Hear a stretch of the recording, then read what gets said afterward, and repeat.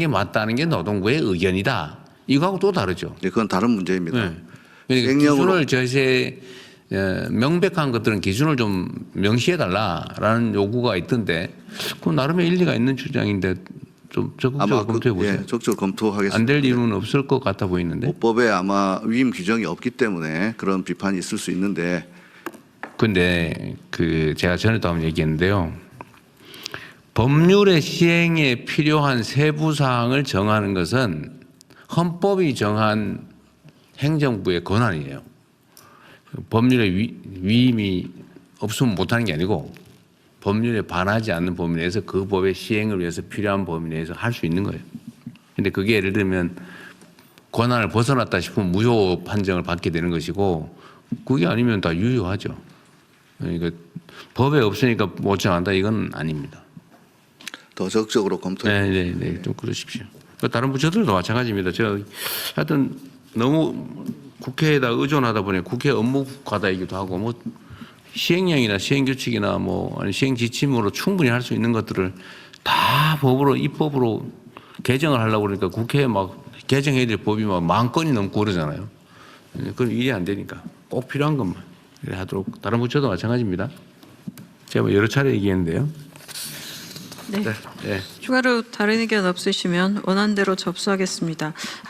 다음은 범정부 자살 예방 대책 관련해서 중에서 고립 위기가구 및 돌봄 간병 부담 관련 안건에 대해서 보건복지부 장관께서 보고하시겠습니다. 네, 보건복지부 장관입니다. 오늘은 9개 분야 중에서 2개 분야에 대한 대책을 보고드리겠습니다. 먼저 고립 위기가구 자살 예방 대책입니다. 경제적 위기로 인한 자살 못지않게 1인 가구 증가 등에 따른 사회적 고립 위기가 확산되고 있습니다. 고립 위기 가구의 경제, 관계, 심리 문제가 심화되지 않도록 위기 신호를 조기에 포착하고 저소득층에 대한 경제적 지원을 강화하고 사회적 고립을 예방하기 위한 연결 및 서비스가 필요합니다. 관계 부처와 함께 고립 위기 가구의 삶을 포기하지 않는 복지 체계를 구축하겠습니다. 자살 고위험군의 복지 지원을 확대하고 복지 사각지대 지원율을 30년까지 70%로 높이고 사회적 고립도는 27%로 낮추는 것을 목표로 분야별 과제를 추진하겠습니다. 세부 계획을 말씀드리겠습니다. 첫째, 구독사 위기 대응 시스템에 자해, 자살 시도 등 위기 정보에 가중치를 적용하여 자살 위험자를 우선 선별하겠습니다. 복지 사각지대 발굴 시스템에는 자살 관련성이 큰 과다 채무, 불법 사금융 피해 등 금융위기 정보의 연계를 확대하고 심각한 금융위기 가구에 복지를 연계할 수 있도록 금융관계기관과 지방정부 간 긴급 의뢰 체계를 확대하겠습니다. 읍면동 복지 담당 인력을 단계적으로 증원하고 방문 상담 시에는 생활물품 세트를 지원해서 위기 가구에 대한 접근성을 높이겠습니다. 경비원 등 생활 현장 주민이 고위험군 발굴에 참여하도록 민간의 인적 안정망도 강화하겠습니다. 둘째, 저소득층 자살 예방을 위한 경제적 지원입니다.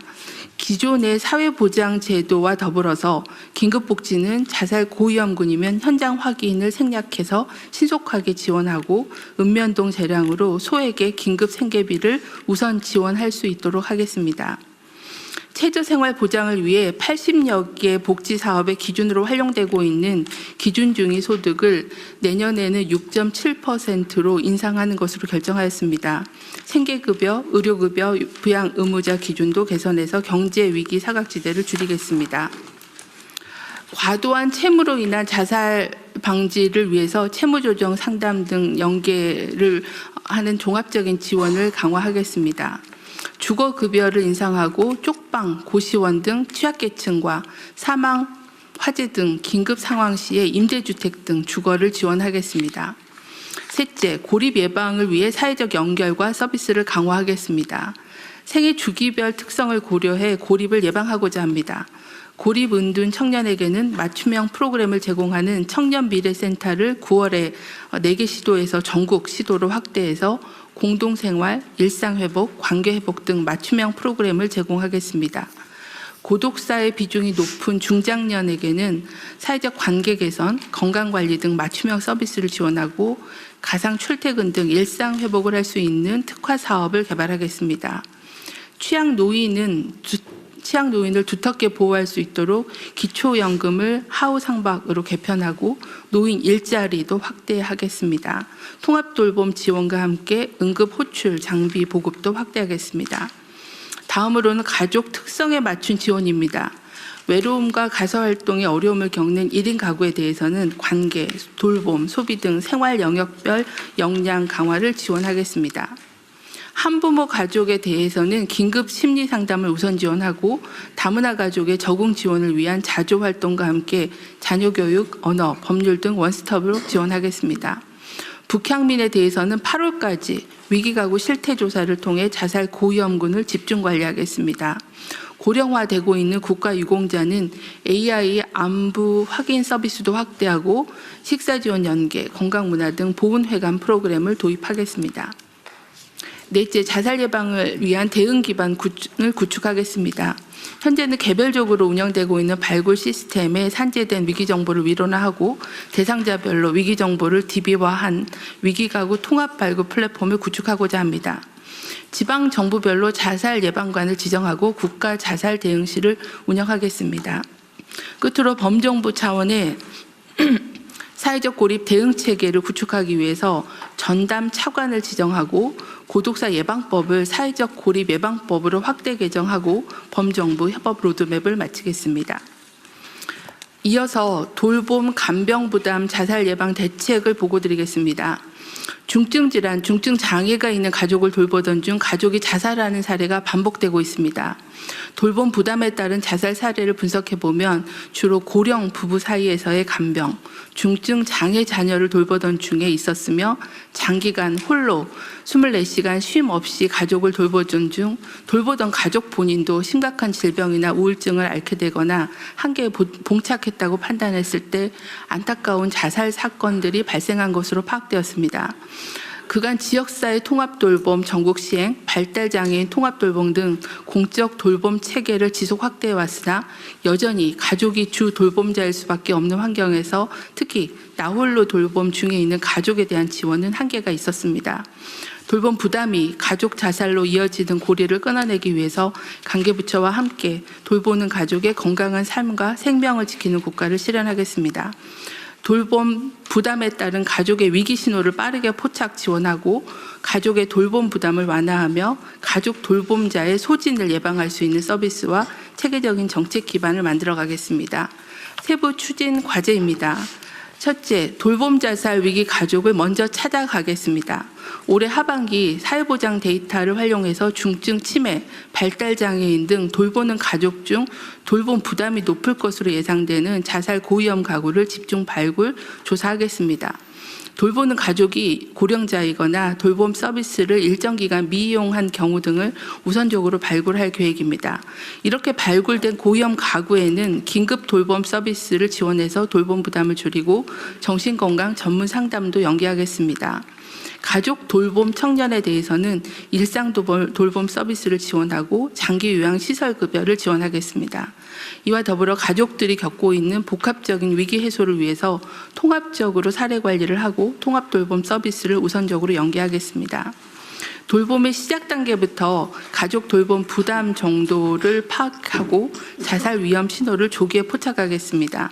장기 요양 신청 또는 장애 등록 시에 가족 돌봄 환경도 함께 조사하고 발달장애인 지원센터 등에서도 우울 선별 검사를 통해 고위험군에게 정신건강복지센터에서의 전문적인 상담을 연계 지원하겠습니다. 둘째, 가족의 돌봄 부담을 더욱 완화하겠습니다. 중증 장기 요양 수급자의 방문 요양 지원을 지속적으로 확대하고 방문 재활, 방문 영양, 병원 동행 등 신규 서비스 개발 등을 통해서 다양한 재가 서비스를 확대하겠습니다. 심한 도전 행동으로 가족의 부담이 큰 체중증 발달 장애인을 위한 맞춤형 1:1 돌봄, 24시간 긴급 돌봄 서비스도 확대하겠습니다. 농어촌 등 인프라가 취약한 인구 감소 지역에서도 돌봄이 원활히 제공될 수 있도록 기반을 강화하겠습니다. 현재 돌봄 서비스 수요 공급 현황에 대한 실태 분석을 하고 있습니다. 이를 토대로 서비스 취약지에 대해서는 공공 인프라를 통한 서비스 제공 기반을 강화하겠습니다. 농어촌 어르신을 위해 주민 조직 등 지역 자원을 활용한 돌봄 서비스도 지속 지원하겠습니다. 치매나 발달장애처럼 고난도의 돌봄이 필요한 경우 이를 처음으로 접하는 가족에게 단계별 돌봄 정보와 경험을 전수하고 상담과 교육도 더 강화하겠습니다. 셋째, 가족 돌봄자가 지치지 않게끔 돕겠습니다. 중증 치매 수급자 가족이 휴식을 통해 회복할 수 있도록 단기 보호, 종일 방문 요양을 제공하는 가족 휴가제 이용을 활성화하겠습니다. 또한 발달장애인의 가족 휴식 지원 대상도 확대하겠습니다. 가족의 돌봄 간병 때문에 실직하지 않도록 가족 돌봄 휴가, 휴직제도 사용 대상을 확대하는 등 제도 개선을 하겠습니다. 간병비 등으로 경제적 어려움을 겪는 가족을 위해 내년 상반기부터 요양병원 간병급여를 도입하고 긴급복지 생계지원금을 인상하고 가족돌봄 청년의 자기돌봄비 지원도 개선하겠습니다. 마지막으로 정책 기반을 만들겠습니다. 가족 돌봄자에 대한 실태조사와 함께 돌봄 간병 부담을 자살 원인으로 분류 분석해서 기초 자료를 구축하겠습니다. 또한 다양한 돌봄 특성을 고려한 돌봄 위기가구 등을 통합적으로 발굴하는 위기가구 통합 발굴 플랫폼을 구축하겠습니다. 정부는 돌봄, 간병으로부터 국민의 생명을 지키기 위해 최선을 다하겠습니다. 이상 보고를 마치겠습니다.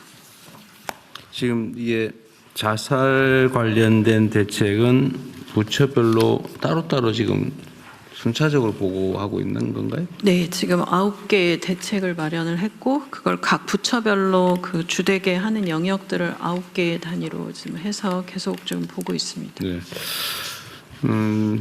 어쨌든 그 계속 보기로 하고요.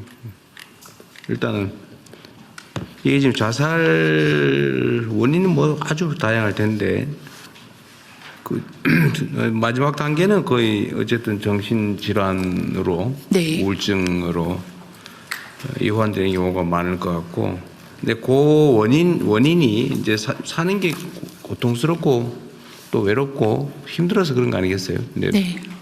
결국은 사는 것보다 죽는 것보다 사는 게 힘든 상황, 어쨌든 그런 상황 때문일 텐데, 어쨌든 그 여러 원인 중에 하나가 이 빚쟁이. 되게 뭐 보면은 가족 동반 자살 이런 거 얘기할 때 대개는 이제 빚에 쪼들려서 뭐 생계에 뭐 이 문제가 생겨서 이렇게 얘기를 하는데, 자관 이 빚 문제 여기도 지금 표현도 돼 있기도 한데, 이게 해결할 수 없는 빚에 대한 경각심은 정말 끊임없이 가져야 됩니다. 그러니까 그 금융위도 있을 테고, 금융위 어디 계세요? 네, 금융위. 그러니까 이 해결할 수 없는 채무는 정리를 하는 게 채권자에게도 채무자에게도 사회에도 다 좋다는 거예요. 자주 말씀드리지만 빚을 지면 뭐 장기를 팔아서라도 갚아야 된다, 이런 주장을 하는 경우도 사실은 있고, 죽을 때까지 갚아야 된다, 자식이라도 갚아야 된다, 이런 고정관념도 있단 말이에요. 어쨌든 이런 홍보도 좀 할 필요는 있을 것 같아요. 인식 개선을 위한. 그리고 더 중요한 거는 선진국들이 하는 것처럼 시스템에 의해서 갚을 수 없는 부채는 청산을 한다, 세출을 바랄 수 있게 한다라고 하는 것을 끊임없이 현장에서 실현을 좀 해줘야 됩니다. 뭐 열심히 하고 있으신 것 같긴 한데 여전히 갚을 수 없는 빚 때문에 고통받는 사람들이 많고, 문제는 이 채권자 책임이라고 하는 그런 문제의식도 있지 않습니까? 이게 빚을 져서 못 갚는 게 채무자의 잘못인데 기본적으로, 그러나 그걸 고려하지 못하고 과도하게 돈을 빌려준 채권자 책임도 있다는 게 최근에 일반적인 입장이잖아요. 과거와는 다르게. 그리고 전문적인 대출업자들은 일정 부분의 채무가 이행불능 상태가 될 거다 라는 걸 다 감안을 해가지고 그 비용으로 다 사전 처리가 되지 않습니까? 그러니까 실제로 예견된 상황이 벌어져서 못 갚는 경우는 그럼 원래 청산을 하는 게 원래 예정되어 있는 거죠. 근데 너무 인색하단 말이에요. 그래서 이거는 좀 더 적극적으로 좀 해주면 좋겠어요. 그리고 시스템적으로 전에도 한번 봤는데 뭐 법률구조공단이 이제 이 업무를 또 하고 있는 것 같더라고요. 법률구조 활동으로 채무 청산하는 거, 뭐 신용회복이든 파산 면책이든 이런 거 신청도 대행해 주는 모양인데 하여튼 그 대행 비용이 또 수백만 원씩 든다고요. 근데 그 법률구조공단은 그걸 충분히 할 역량이 안 된다고 해서 일단 예산과 인력을 좀 증액해 주기로는 했는데 그래도 부족할 거란 말이에요. 결국은 신용회복위원회든지 아니면 금융기관 또는 대출기관 스스로 좀 정리를 좀 청산을 좀 해야 된다.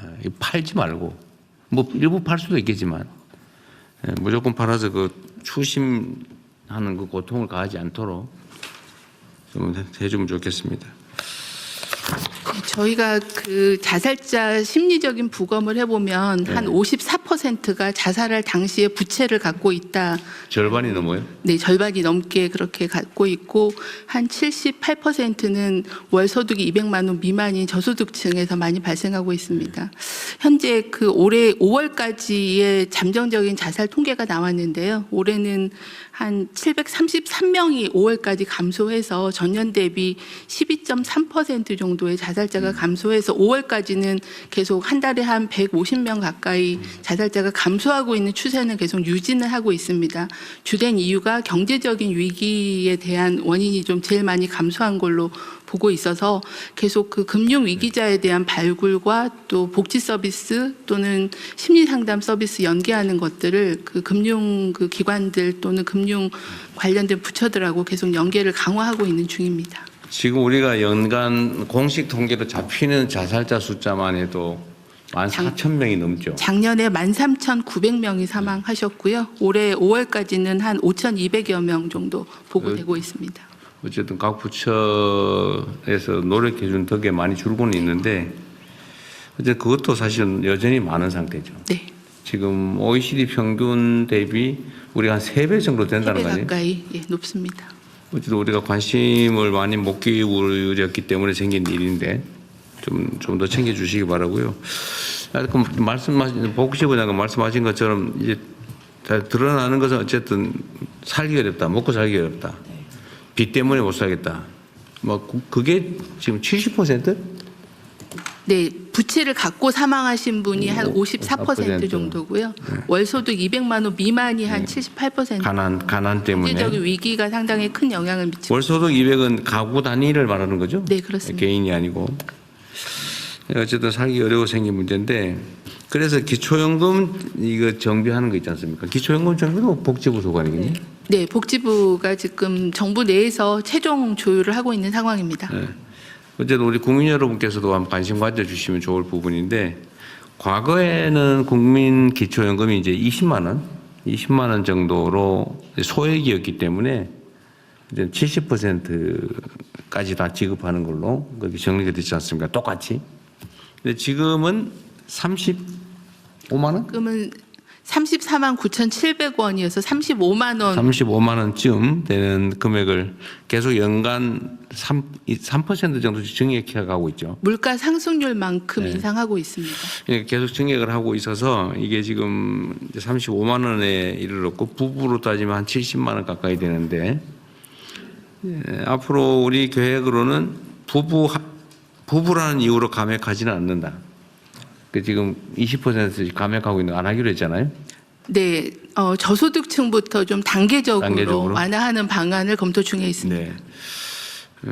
어쨌든 또 한 가지는 이제 하후 상박형으로 앞으로 올라갈 부분이나 이거 하후 상박형으로 좀 하자. 그러니까 지금 상위 70%라니까 월 소득이 가구당으로 따지면 700만 원? 부부하면 700만 원이라고 그랬던가요? 선정 기준이 기초연금 선정 기준이 현재는 소득 산정액으로 한 247만 원 정도 1인당 247만 원 정도인데요. 그거는 소득과 재산을 다 산정한 소득 산정액 기준으로 247만 원 정도. 그럼 부부 기준으로 가구 두 명으로 하면 월 소득이 500만 원씩 안정적으로 꼬박꼬박 나오도 지금 이제 기초연금을 지급하고 네. 있는 거죠. 이론적으로는. 네. 그래서 이게 그 우리가 이제 결국 세금으로 하는 일인데 월 소득이 500만 원 가까이 되는 안정적으로 고정적으로 500만 원 가까이 되는데도 기초연금을 부부의 경우 70만 원. 그러니까 뭐 이제 나 죽어야 되겠다 이렇게 생각하는 부부는 깎았으니까 한 50만 원 정도인가요? 네. 50몇만 원 정도죠. 하면 하여튼 이게 그 50몇만 원이 가진 가치가 너무 다르다는 거예요. 네. 그래서 이걸 좀 하후 상박형으로 좀 조정을 좀 하자. 그리고 실제로는 기초연금을 지급해야 되는데 뭐 기준이 좀 이상해 가지고 좀 지원해야 되는데 빠지는 사람도 있고 네. 뭐 굳이 해야 되나 싶은 경우에도 하는 경우가 있고 요거 조정을 좀 해야 되는 상황이죠. 예, 예. 그리고 실질적으로 좀 번잡하더라도 세부 기준을 좀 잘 만들어 주기 바랍니다. 네, 방안을 지금 정부 부처 내에서 논의 중에 있고요. 정리되면 또 말씀드리겠습니다. 어쨌든 이게 사망자와 관련해서 이제 자주 말씀드리는데 정부가 하는 일이 뭐 이런저런 여러 역할이 있지만 어쨌든 국민의 생명을 지키는 일 이게 제일 중요하지 않습니까? 근데 사실 생명을 지키거나 안전을 지키는 일이 생색이 별로 안 나긴 해요. 그래서 사실은 이제 무감각해지는 경우가 많은데 지금 목숨을 구하는 일만큼 중요한 게 어디 있겠어요. 근데 우리가 지금 소위 천수를 누리지 못하는 그 경우가 여러 유형이 있잖아요. 제일 많은 게 자살이고 그 다음에 많은 게 교통사고, 사고사일 것 같아요. 그 다음에 이제 산재, 산업재해. 그다음에 또 뭐가 있을까? 어쨌든 이렇게 해서 사망하는 경우가 연간 2만 명 가까이 되죠. 그래서 이거를 전체적으로 줄여야 되는데 뭐 산재는 노동부에서 열심히 노력해서 많이 좀 줄긴 줄었죠. 근데 전에 월 100명이랬는데 그 내가 자살자하고 좀 헷갈렸던 것 같고 저는 그건 계속 노력해주고 경찰청 어디 계세요? 아 청장님. 범죄 피해 사망자 통계는 계속 있겠죠, 당연히. 그게 이제 과실치사 또 있겠고 살인. 고의 살인도 있겠고 그죠? 그 인원수가 혹시 연간 평균적으로 얼마 정도 됩니까? 그 통계는 제가 지금 기억을 못 잘 모르겠어요. 별도로 보고를 드리겠습니다. 네. 그거 한번 범죄 유형별로 예. 일단 뭐 사망도 있겠지만 살인도 있겠지만 치사 그러니까 과실로 인한 경우 이거 좀 분류를 하고 연간 추세. 예. 지금 이제 다른 사고 원인들은 재난 사고 이런 건 많이 줄어들고 있잖아요. 행안부 소관인데 많이 못 줄는 것 같은데 조금씩 줄어들고 조금씩 이게 잘 안 줄어드는 것 같아 보니까. 근데 범죄 피해도 중요하니까 그거 좀 통계를 좀 뽑아주시고 특히 그래프로 우리 취임한 후에 하고 그 전하고 좀 비교를 좀 해보게. 예. 월별로 좀 분석을 좀 해주세요. 예. 다음에 보고를 한번 해주시기 바랍니다. 지난번에 이제 유형별로 다 정리 좀 해보라고 하셔서 제가 이제 각 그 파트별로 지금 말씀하신 영역들 다 보고는 받았고 지금 정확히 수치는 기억 못하는데 관련 그래프들도 한번 정비를 해보고요. 그리고 이 유형에 따라 지금 다른 해법들이 있고 재난이나 아까 범죄 같은 경우는 숫자는 많지 않은데 이제 재난 같은 경우는 재산 피해로 좀 더 바뀌고 있는 중인 것 같습니다. 그래서 유형 단위별로 이제 어떻게 다른지 그리고 자살의 경우도 많은 이유가 사실 경제고 경제가 아니고 심리라고 하지만 또 열어보면 다시 경제고 이런 경우들이 많습니다. 그래서 그 경제적인 부분을 어떻게 해결할 거냐가 가장 큰 일인 것 같고 그것 때문에 그냥 드림과 기초연금 관련된 부분은 굉장히 이제 중요한 사업 중에 하나라는 생각이 들고요. 이 예방 차원에서 또 한 가지는 오늘 나왔던 대책 중에 전 중요하다고 보는 게 돌보는 가족들에 대한 문제들입니다. 그리고 자살하신 분의 가족들에 대한 부분들도 역시 세심하게 관리하지 않으면 안 되는 부분이어서 오늘 나온 대책은 그런 부분에 의미가 있다고 봅니다. 그 범죄 피해는 이제 현황 통계도 중요하고 대책도 좀 수립해 보시고요. 예. 좀 덧붙여서 지금 최근에 하여튼 국민들께서 걱정을 많이 하시는 부분이 이제 수사 문제인데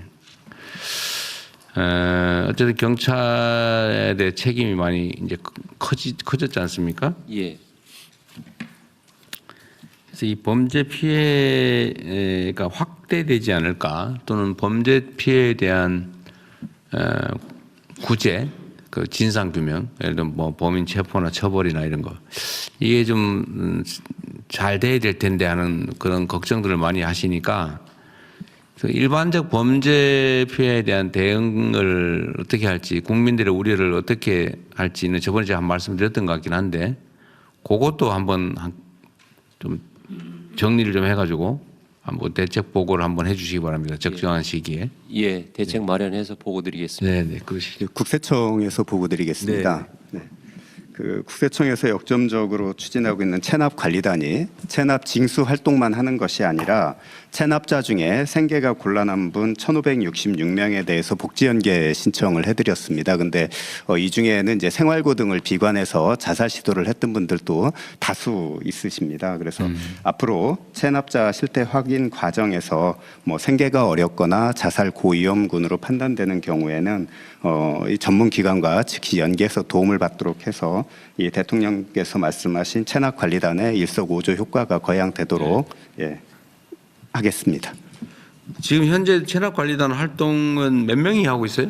지금 6,000명 하고 있고요. 이번에 이제 4,000명 추가 모집했는데 역시 4.7대 1에 지금 높은 경쟁률을 기록을 하고 있습니다. 지원자가 많은 모양이군요. 예. 요즘 뭐 먹고 살기 너무 어려우니까. 지방 정부들은 어떻게 하고 있어요? 네, 지방 정부에도 이번에 올해 그러니까 2,000명을 증원을 해줬고요. 그러니까 관리자를 해서요. 그리고 내년부터는 6,000명으로 늘려서 3년간 유지를 해서 총 연인원 2만 명. 지방 정부만 2만 명? 네네. 어쨌든 그게 4년간 이제 연인원. 추가 고용 효과가 있는 거잖아요. 네네. 그렇습니다. 그러니까 연 인원 말고 그러니까 평균으로 하면 내년부터는 6,000명이 유지. 6,000명 정도. 예. 6,000명을 한 2년, 네네. 3년. 3년, 네, 3년 정도. 근데 어쨌든 이게 우리가 많이 놓치고 있는 것들인데 이거 한다고 지금 인건비가 손실이 나지 않지 않습니까? 이 인건비 이상이 수입이 있죠. 네, 세외 수입. 국세청은 어떠세요? 지금 현재 실적으로 투입 예산이 한 190억 정도 되는데요. 즉시 추징한 체납 세금만 630억이 넘어서 3배 이상의 세수 효과는 거두고 있습니다. 인건비 대비 3배 정도. 사실 좀 더 많이 늘려야 되는 거죠. 이게 체납단 국세 체납자, 국가 세외 수입 체납자 총수가 얼마 정도예요, 지금 현재?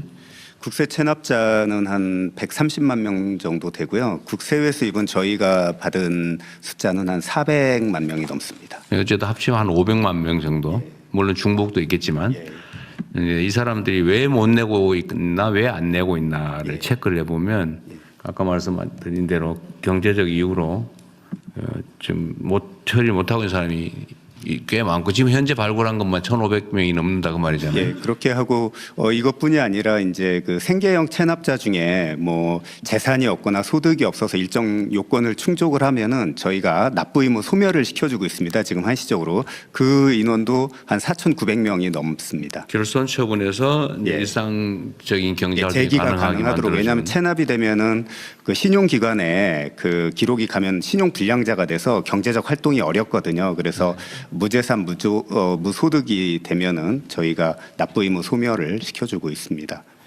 네, 알겠고요. 그다음에 생각난 김에 전에 제가 이게 생산적 일자리를 각 부처별로 다 발굴을 좀 해보라고 지시했었는데 그거 결과는 어떻게 됐어요? 그거 제가 못 챙긴 것 같습니다. 다시 챙겨보겠습니다. 근데 우리 장관님들은 저번에 제가 이거 국무회의에서 말씀드렸는데 각자 챙기고 있나요?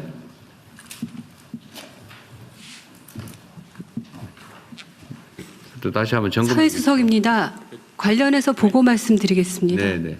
네, 고용노동부 중심으로 해서 많은 부처의 일자리 관련해서 모았고요. 관련해서 대수호 때 보고 드릴 예정입니다.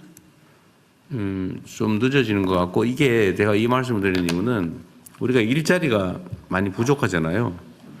근데 우리가 이제 다른 선진국 대비 소위 공공 일자리 수가 상대적으로 적다는 거고, 근데 여기에 대해서는 언제나 정치적 논쟁이 있어요. 이게 작은 정부냐 큰 정부냐 이래가지고 공공 일자리 늘리는 건 낭비다, 뭐 재정 포퓰리즘이다 이런 주장들이 있는데, 그냥 그야말로 그 노인 일자리 중에 일부 유형은 사실 생산성이 거의 없는데 그냥 복지 지원 정책으로 하잖아요. 그런 것도 필요하지만 그것보다는 이거 예를 들면 지금 체납관리단처럼 투입 비용보다도 편익이 훨씬 높은 그런 경우가 많단 말이에요.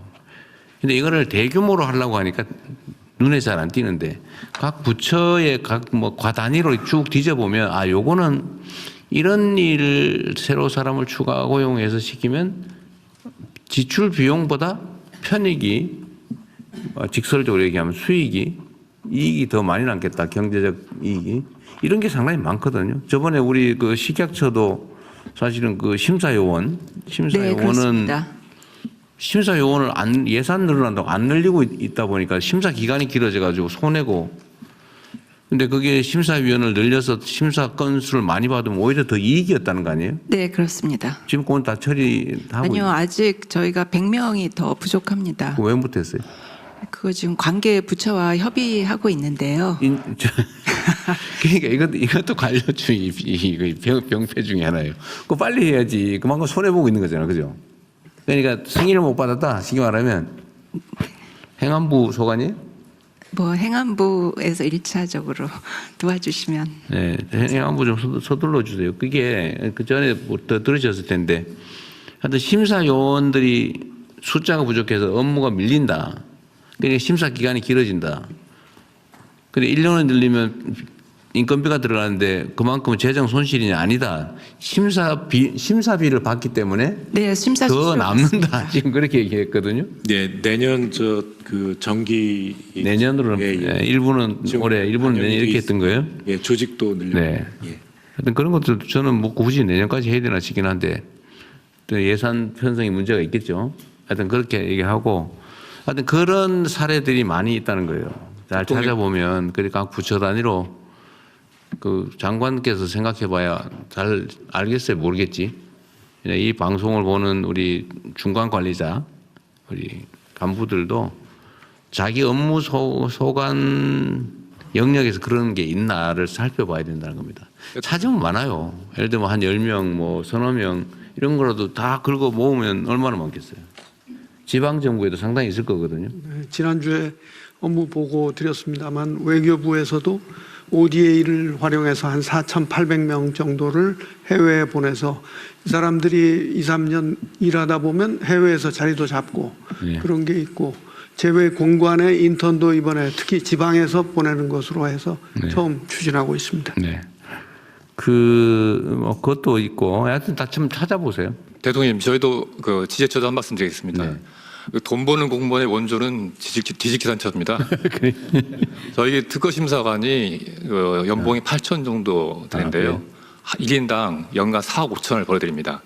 그 중에 35%는 해외 소위 말하는 마이크로소프트, 특허 신청하는 거예요. 예, 모든 그 빅테크들이 기술 개발하면 특허를 신청하거든요. 그렇죠. 예. 그 유지하기엔 등록료가 연간 어마어마합니다. 그래서 저희가 지난번 대통령님께서 특허심사관을 1,000명 증원하라고 하셨지 않습니까?